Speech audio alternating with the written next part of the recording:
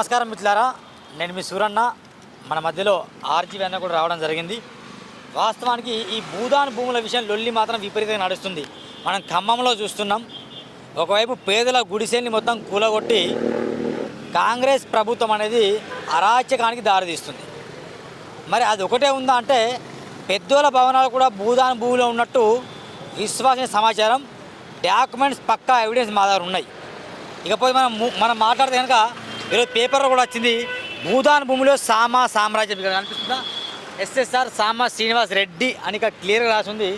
భూదాన్ భూమిలో సామాస్ అన్న ఈ డాక్యుమెంట్స్ అన్న చూడండి అన్న. ఒకటే చెప్తా ఉన్నా, తెలంగాణ ప్రభుత్వానికి అసలు ప్రభుత్వం ఉందా లేదా అనేది ఇక్కడ తేల్చాల్సిన అవసరం ఉంది.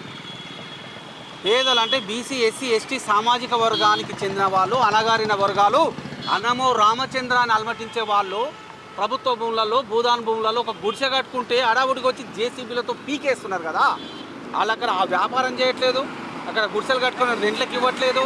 మరి ఎందుకు పేదలకు సంబంధించిన విషయంలో ఒకలాగా వ్యవహరిస్తూ ఉంది, గద్దల్లాగా మారిన పెద్దల విషయంలో ఎందుకు ప్రభుత్వం ఇంకో రకంగా వ్యవహరిస్తూ ఉంది? ముఖ్యంగా అధికారులు ఏం చేస్తున్నారా నాకు అర్థం కాదు. భూదాన్ భూములు అనేది ఒక యజ్ఞంలాగా కొనసాగింది.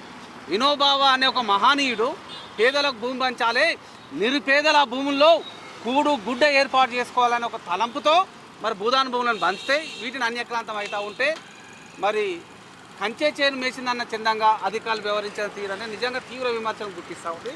మనం ఈరోజు మరి ఈ తుర్కెంజాల్ దగ్గరికి వచ్చినాము. ఇక్కడ భూదాన్ భూములు అన్యాక్రాంతమైనట.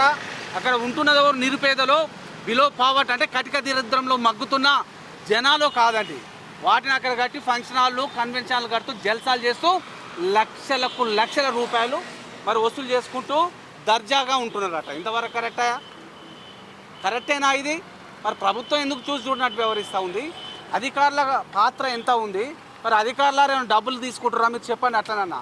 ఈ ముఖ్యంగా అబ్దుల్లాపూర్ మండల్ తుర్కయాంజల్ పరిధిలో ఇది వస్తుంది. వాస్తవానికి ఇక్కడ క్లియర్గా పేపర్లో వచ్చింది, 4 ఎకరాల 29 గుంటల భూదాన్ ల్యాండ్ ఇక్కడ ఉంది. మరి చెప్తున్నా 4 ఎకరాల 29 గుంటలు. అందులో నుండి ఎగ్జాక్ట్లీ వెంకటేశ్వర హెచరీస్ 18 గుంటల భూమి ఆక్రమించినట్లు తెలుస్తుంది. అదేవిధంగా సామా శ్రీనివాస్ రెడ్డి ఫంక్షన్ 1 ఎకరం 30 గుంటలు కూడా ఈ భూదాన్ ల్యాండ్ ఉన్నట్టు విశ్వసనీయ సమాచారం. దానికి సంబంధించిన మనం భూభారత్లో డీటెయిల్స్ కూడా తీసాం. ఇది భూభారత్లో డీటెయిల్స్ చూస్తే ఇక క్లియర్గా ఉంది.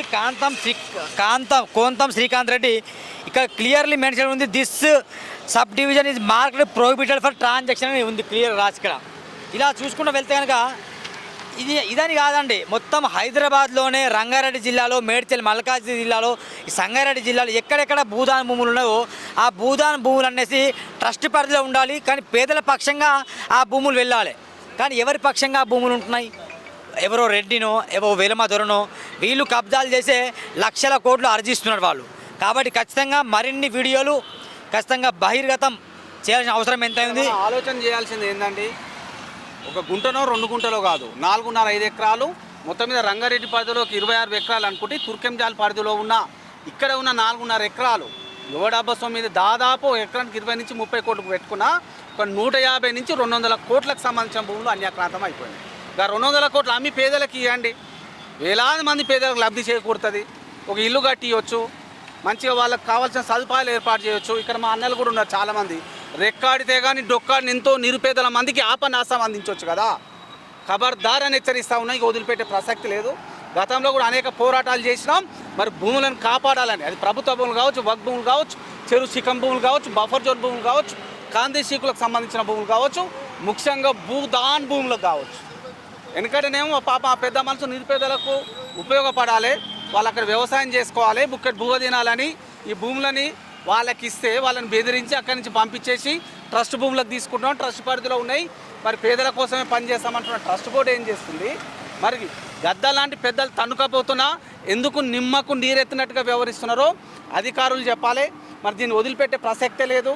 మేము ఆల్రెడీ భూదాన్ బోర్డుకు సంబంధించిన వాళ్ళతో మాట్లాడాం, అధికారులతో మాట్లాడాం, రెవెన్యూ అధికారులతో కూడా మాట్లాడిన సందర్భంలో ఖచ్చితంగా ఇక్కడ ఉన్న భూములు భూదాన్ భూములు అన్నట్టుగానే వాళ్ళు కూడా తేల్చినారు. కాబట్టి వెంటనే ఈ 4.5 ఎకరాలకు సంబంధించిన ఈ భూదాన్ భూములను అక్కడ ఉన్న కన్స్ట్రక్షన్ కూలదోయాలి.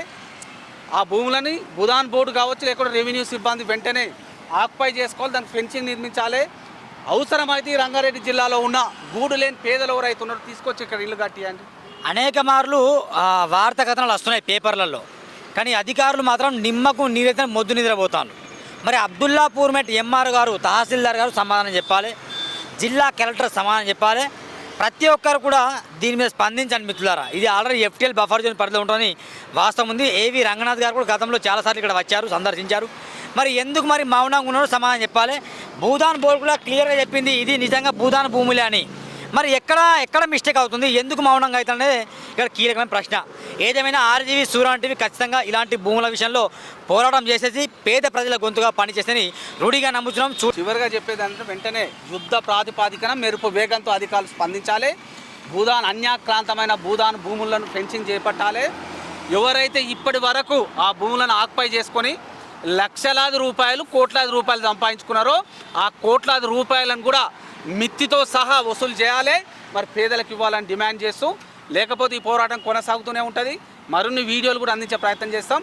మరి ప్రజలారా, ఇది సూరన్ననో రాఘవేంద్రనో చేసే పోరాటం కాదు, మీకోసం మన కోసం చేస్తున్న పోరాటం, మన బతుకు పోరాటం, మన భూములను కాపాడుకునే పోరాటం. కాబట్టి మీరు కూడా పెద్ద ఎత్తున కదిలి రాండి.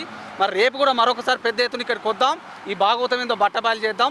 మరి అధికారులతో మాట్లాడితే తప్పనిసరిగా ఈరోజు అక్కడ ఉన్న కన్స్ట్రక్షన్ కూలదోస్తామని, ఫెన్సింగ్ కూడా ఏర్పాటు చేస్తామన్నారు. కాబట్టి 24 గంటల టైం ఇద్దాం. రేపు సేమ్ మళ్ళీ ఇదే టైంకి వద్దాం. మరి మీరు కూడా కథలు రావాలని విజ్ఞప్తి చేస్తా ఉన్నా. ధన్యవాదాలు.